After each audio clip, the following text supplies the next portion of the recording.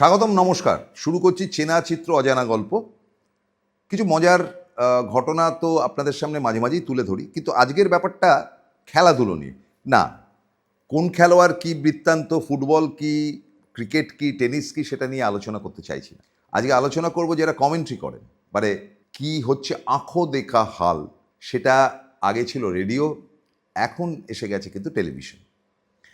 এবং আপনাদেরকে বলি যে 60-এর দশকে আমরা যখন খুব শিশু ছোট, তখন বাড়ির লোকেরা সব রেডিও খুলে কমেন্ট্রি শুনতো। তখন রাত্রিবেলা যে খেলা হতো সেটা আমাদের ধরে নিতেই হতো ইংল্যান্ডে খেলা হচ্ছে, আর ভোরবেলা থেকে একেবারে 4টে, 4:30, 5টা থেকে যে খেলা শুনতো সেই ট্রানজিস্টার খুলে, সেটা হতো অস্ট্রেলিয়াতে।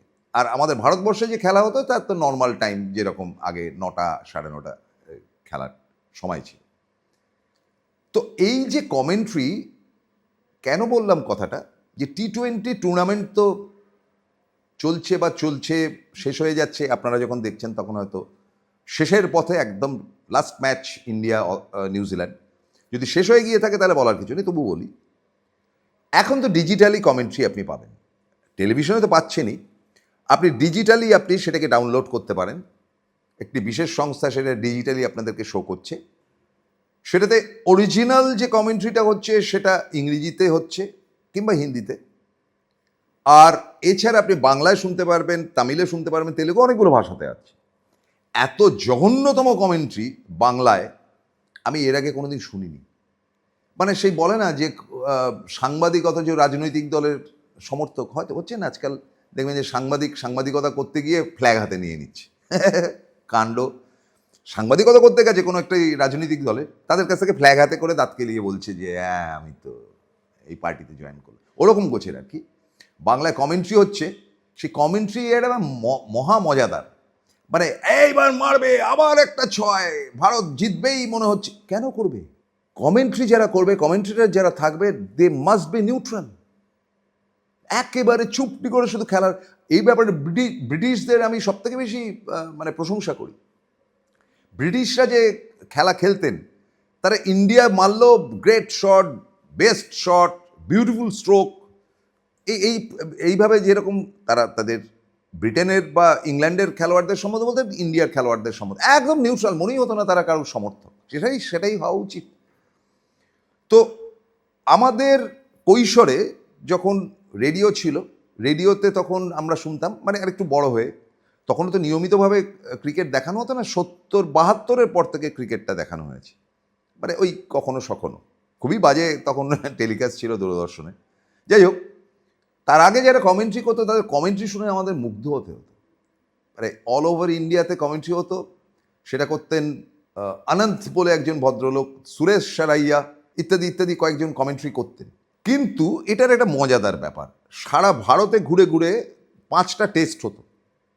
এই টেস্টগুলো হতো যথাক্রমে দিল্লি, তারপরে কানপুর, তারপরে কলকাতা, তারপরে চেন্নাই, এখন যেটা ম্যাড্রাস, তারপরে বম্বে, শেষ।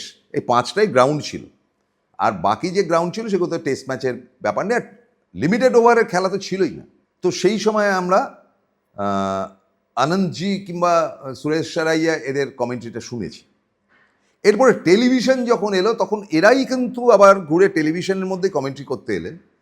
কিন্তু ওই সময় চ্যানেল 9 অস্ট্রেলিয়ার, তারা কিন্তু একটি অভিনব ব্যাপার করলেন, যেটা দেখে সারা পৃথিবী কিন্তু চমকে গেল। এবং তারপরে থেকে সব ধরনের খেলাতে খেলোয়াড়রা, প্রাক্তন ক্রিকেটাররা, এবং the must be the great cricketer, তারাই কমেন্ট্রি করা শুরু করেছিল।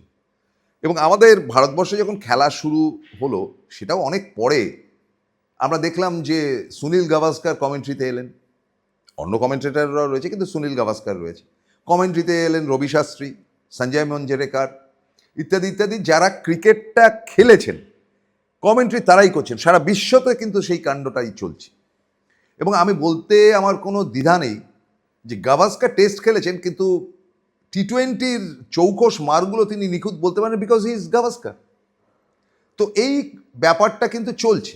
এবং গাভাস্কারের এখন অলমোস্ট 80-র কাছাকাছি বয়স, কিন্তু তিনি তার শরীরটাকে ভারী সুন্দর রেখেছেন, তিনি কমেন্ট্রি দিব্যি করছেন। রবি শাস্ত্রী কিন্তু মাত্র 34 না 35 বছর বয়সে তিনি ক্রিকেট ছেড়ে দেন, মানে আজহারউদ্দিন ক্যাপ্টেন হওয়ার পর বলতে হয় যে একঝাঁক পুরনো ক্রিকেটারকে আজহারউদ্দিন প্রায় ঘাড় ধাক্কা দিয়ে বের করে দিয়েছিলেন নানা রকম পলিটিক্স করে। সেই সময় রবি শাস্ত্রী বাধ্য হয়েই ক্রিকেটটা ছাড়তে তার হয়। তার পরবর্তী অধ্যায়ে আমরা এই শচীন সৌরভরা যখন ক্রিকেটে এলেন টেলেন, তখন আমরা দেখেছি যে সেখানে গাভাস্কার টাভাস্কাররা যেমন কমেন্ট্রি করছেন, তেমন আরও ক্রিকেটাররা শিবরাম কৃষ্ণ এরাও সব ক্রিকেট কমেন্ট্রিতে চলে এলেন, এমনকি শ্রীকান্তকে পর্যন্ত এক্সপার্ট কমেন্ট্রি করতে দেখা গেল। তো আমাদের বাংলাতে এবার একটা কথা বলি যে আমাদের যখন কলকাতায় খেলা হতো না, তখন ইংরেজিতে যে কমেন্ট্রি হতো সেই কমেন্ট্রি করতে আসতেন পিয়ারসন সুরিটা, সিডনি ফ্রিস্কিন ব্রিটিশ ছিলেন এবং পিয়ারসন সুরিটা তো বাংলার ছিলেন, আর বেরি সর্বাধিকারী, এরা তিনজন কমেন্ট্রি করতেন। এক্সে বারকারেক বেরিদা তো বাঙালি ছিলেন, সর্বাধিকারী যখন বলা হচ্ছে, আর বাকি দুজন কিন্তু সাহেব, একেবারে মানে অসাধারণ ইংরেজি এবং তাদের কমেন্ট্রিতে মানে নিখুঁত। আর বাংলায় কমেন্ট্রি করতেন মানে এইটা বলবার জন্যই আসা তিনজন বিশেষজ্ঞ, কমল ভট্টাচার্য, অজয় বসু, প্রেমাংশু চ্যাটার্জি। তখনও পুষ্পেন সরকার তখনও কমেন্ট্রিতে আসেননি। তারা ফুটবলেরও করতেন আবার ক্রিকেটেরও করতেন।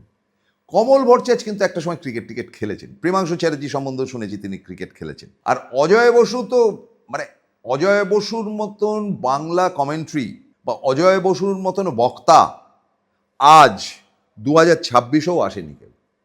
তিনি যুগান্তর পত্রিকার স্পোর্টস এডিটর ছিলেন, কিন্তু কমেন্ট্রিটা তার এত ভালো ছিল যে অকল্পনীয়, এবং ভাষা জ্ঞান মানে একটার থেকে একটা মানে ছন্দের সঙ্গে ছন্দের মিলন ঘটিয়ে তিনি যেভাবে কথা বলতেন, সে মানে মুগ্ধ হয়েও আজকে অজয়বাবুর সেই পুরোনো দিনের কমেন্ট্রিগুলোর কথা মনে পড়ে।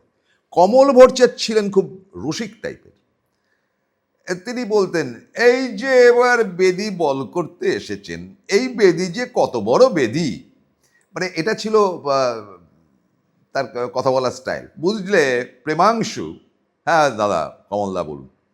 আর প্রেমাংশু চ্যাটার্জি একটু দাঁত চেপে কথা বলতেন, পরে ইংরেজি কমেন্ট্রিতে চলে গিয়েছিলেন। বুঝতে পারছি আমরা কিভাবে হচ্ছে না হচ্ছে, এমনি করে প্রেমাংশু চ্যাটার্জি কথা বলতেন। এবং অজয় দা মানে এদের দুজনের মাঝখানে থেকে বেশ একটু ফুট কাটতেন, কিন্তু তাদের মধ্যে একটা কনভারসেশনটা এত মজাদার হতো যে আমরা খুব এনজয় করতাম, কারণ আমরা তো চোখে ক্রিকেটটা দেখতে পাচ্ছি না, কিন্তু এত নিখুঁত। বিশেষ করে ইস্টবেঙ্গল মোহনবাগানের খেলা যখন হতো, ফুটবলেরও কমেন্ট্রেটার এরাই ছিলেন। প্রেমাংশুদা কোনোদিন ফুটবলের কমেন্ট্রি করেননি, কিন্তু ফুটবলের কমেন্ট্রি কমল ভট্টাচার্য, অজয় বসু মানে অসম্ভব ভালো, অস্বাভাবিক। আমার তো মাঝে মাঝে মনে হয় যে অজয় বসু একাই কমেন্ট্রি করে বেরিয়ে যেতে পারতেন, এবং জার্সি নাম্বার থেকে শুরু করে বলটা চেরা পাস দিয়ে দিলেন, স্কোয়ার পাস, তারপরে ব্যাক হিল, মানে সুন্দর। আর বাংলা করতে করতে কমল ভট্টাচার্য এতটাই বাংলা করে ফেলেছিলেন, পরের বল চন্দ্রশেখর এসছেন, খাটো লেন্থের বল কাকে বলতে জানেন তো? Short pitch. অফ স্ট্যাম্পের বাইরে পা বাড়িয়ে ব্যাট তুলে ছেড়ে দিলেন, বল উইকেট কিপারের হাত ঘুরে, স্লিপের হাত ঘুরে চলে আসছে আবার পাতাউদির কাছে। পাতাউদি তার ট্রাউজারে বলটি ঘষে তুলে দিলেন চন্দ্রশেখরের হাতে। পরের বল হাইকোর্ট প্রান্ত থেকে বল করতে আসছেন চন্দ্রশেখর। একটা কি যে অনাবিল আনন্দ তাদের কমেন্ট্রি শুনতে। এবং অজয় বসু সেটাকেই কাব্যিক ঢঙে হয়তো বলতেন। চন্দ্রশেখর তার ঝাঁকড়া চুলের মধ্যে আলগা হাতে আঙুল চালিয়ে সামান্য ঘাম হয়তো বার করতে পারলেন, এবং সেটাকেই বলের উপর ঘষে একটু চকচকে করে দৌড় শুরু করলেন। মানে এটাই একটু ডাইমেনশনটাকে চেঞ্জ করে। আমার ধারণা যে অনেকেই আপনারা মিস করেছেন কমল ভট্টাচার্য, অজয় বসু, বা তারপরে এলেন পুষ্পেন সরকার, একটু নাকা গলা, অদ্ভুত ভালো কমেন্ট্রি করতে পারতেন, বোথ ফুটবল অ্যান্ড ক্রিকেট। তো আমরা তো ক্রিকেটার দিনে নিয়ে লাফালাফি করি, বর্তমানে যারা কমেন্ট্রি করেন তারা তো প্রাক্তন ক্রিকেটার, এবং তাদের বিরাট মায়না। একটা সময় শুনতাম যে ওই 12 টাকা না 15 টাকা করে দেওয়া হতো অজয় বসু বা কমল ভট্টাচার্যদের কমেন্ট্রি করার জন্য। আর আজকে একটা কমেন্ট্রি করতে গেলে লাখে খেলছে, লাক্স অ্যান্ড লাক্স। তাদেরকে ফার্স্ট ক্লাস হোটেলে রাখতে হচ্ছে, তাদেরকে সেই রিল্যাক্সেশন দিতে হচ্ছে, এবং কোটিপতি তারা এক একজন কমেন্ট্রেটার আজকের দিনে। তো এটাকে উড়িয়ে দেওয়া যায় কি?